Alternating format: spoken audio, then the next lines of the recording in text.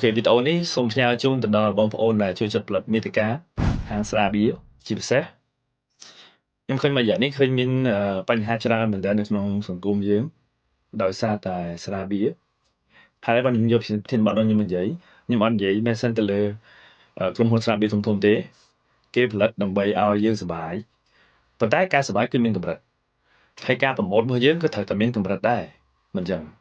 អញ្ចឹងខ្ញុំសូមលើកយកធានបទធំៗ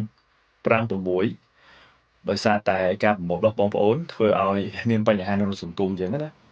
អញ្ចឹងទី1គ្រោះថ្នាក់ចរាចរណ៍គឺជាប់លំដាប់ថ្នាក់តែម្ដងឡើយហ្នឹងហើយបងប្អូនឃើញទេបុកងាប់សងលុយបុកងាប់បញ្ហានេះនោះហើយបើសិនជាបញ្ហាហ្នឹងវាប៉ះពាល់ទៅដល់បងប្អូនគ្រួសារឬក៏ប្រពន្ធ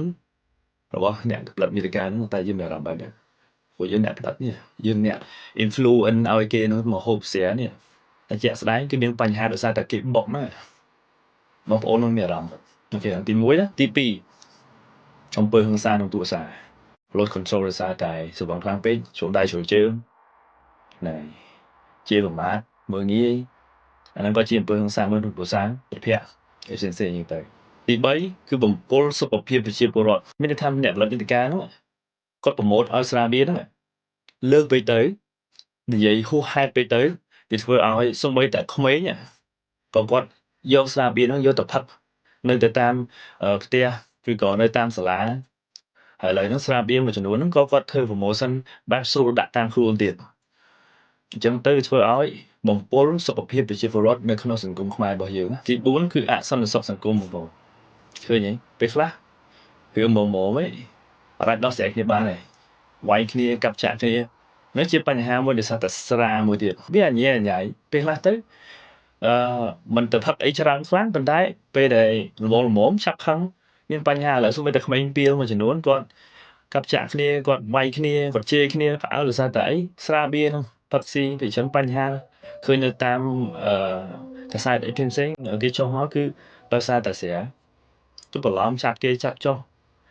វារឿងច្រើនមែនតើឃើញទេអានេះទៅជាក្នុងចំណោមមួយដែលអសរសង្គមទី5សំខាន់នៃគេហ្នឹងគឺអសមត្ថភាពនិងចំណេះដឹងទូទៅបងប្អូនមានន័យថាម៉េចមានន័យថាក្មេងៗទៅដល់ពេលហូបស្រាច្រើនពេកហួសកម្រិត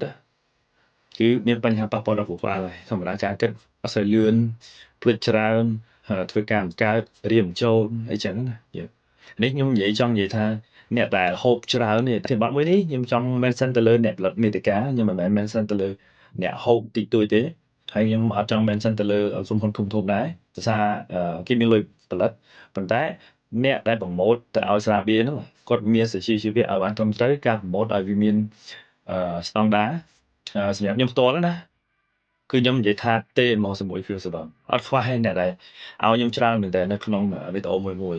ប៉ុន្តែគោលដៅរបស់ខ្ញុំគឺខ្ញុំដឹងគោលដៅរបស់ខ្ញុំថាគឺខ្ញុំប្រម៉ូទតែសុខភាពនិងកាយសម្បទាសុខភាពកីឡាអីទាំងអស់ក្រៅពីហ្នឹងគឺស្រាបៀរហ្នឹងគឺខ្ញុំអត់ទទួលប្រម៉ូទហ្មងដោយសារតែអីបងប្អូនដោយសារតែខ្ញុំអត់បត់ឧត្តមគតិរបស់ខ្លួនឯងដើម្បីដោយសារតែការប្រម៉ូទយកលុយតែមួយចំនួនតូចហ្នឹងយកមកបំពុលសង្គមឲ្យសង្គមមានបញ្ហាហើយខ្ញុំចង់ដឹងថាចេះតែស្រាបៀរហ្នឹងពេលយើងប្រម៉ូទទៅវាបានរីកចម្រើននៅប្រទេសកម្ពុជាអីខ្លះហើយបានជួយអីខ្លះដោយសារតែលុយបន្តិចតួចហ្នឹងធ្វើឲ្យបងប្អូនប្រម៉ូទមើលទៅឆ្ងាញ់ហ្មងមើលទៅចេះមើលទៅចុះចឹងខ្ញុំបញ្ជាក់វីដេអូនេះខ្ញុំមិនសិនទៅលើអ្នកប្រម៉ូទតែស្រាបៀរទេស្រាបៀរធំៗគាត់ប្រម៉ូទខ្លួនឯងនៅក្នុងលើ page របស់គាត់ផ្ទាល់គឺអត់អីទេធម្មតានេះជា page របស់គាត់ផ្លូវការក្នុងនាមយើងជាអ្នកផលិតមាតិកាយើងចូលរួមជួយសង្គមឬក៏យើងចូលរួមបំផ្លាញសង្គមអញ្ចឹងសួរខ្លួនឯងម្ដងទៀតបងប្អូន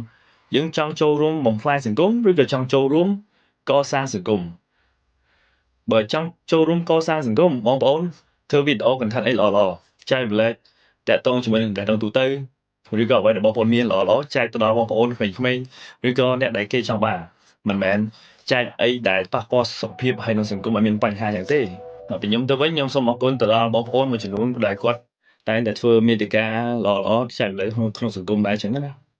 ហើយឃើញបងខ្ញុំឃើញបងប្អូនម្នាក់គាត់ចែកមាតិកាល្អៗតែបើខ្ញុំបានឃើញដែរប៉ុន្តែខ្ញុំឃើញសុកគាត់ទៅ review ប្រដាប់ថ្មីរបស់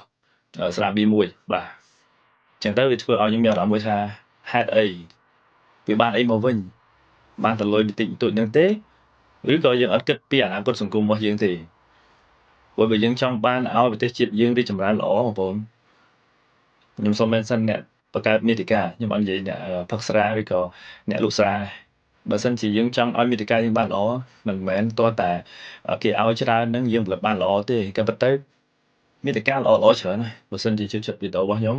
ហើយ support អ្វីដែលខ្ញុំនិយាយជួយ comment no alcohol ដើម្បីការរីកចម្រើនប្រទេសកម្ពុជារបស់យើង